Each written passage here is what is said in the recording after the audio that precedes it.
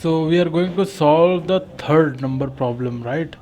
By fault I wrote second, so the question is third. Okay, so it is a third coding question we are going to solve, where we are going, we will check if a number is even or odd. So we will check there.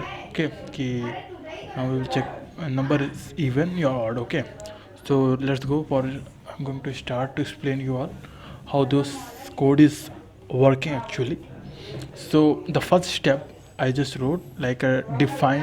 First we have to define a number to check, right? So in this step we define the number you wanted to check for even or odd. So and we set the number is 10, right? Variable number set, but you can replace it with any other integer you wanted to check as per your understanding, as per your whatever you want number you wanted to.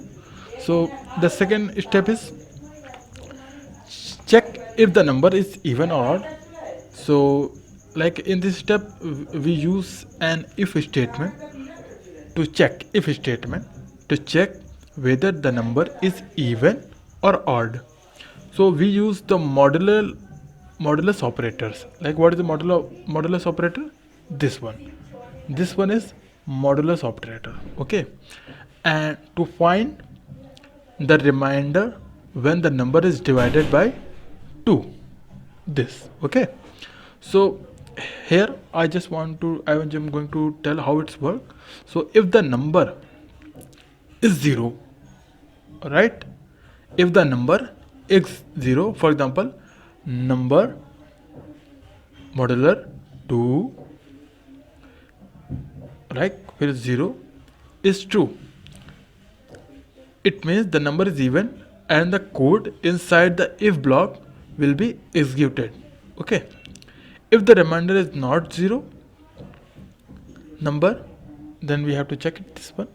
If the number is not 0, then what is going to be happen? It will show false. Okay, it will show if the number is not 0, that will show false. It means the number is odd and the code inside the else console.log check. What is going to check? If the number if the remainder is 0, if the remainder is 0, then it show true.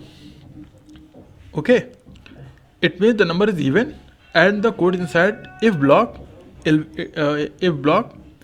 be executed. Else, if the remainder is not 0,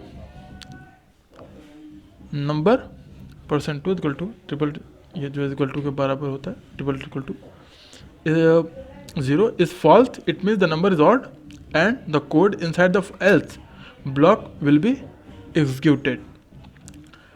Now the step 3, what actually happening there?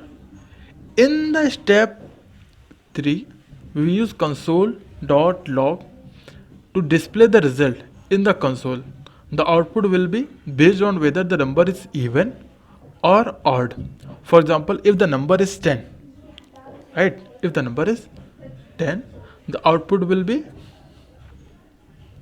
10 because it is an even number, right? Right. So this code help you determine whether a given number is even or odd.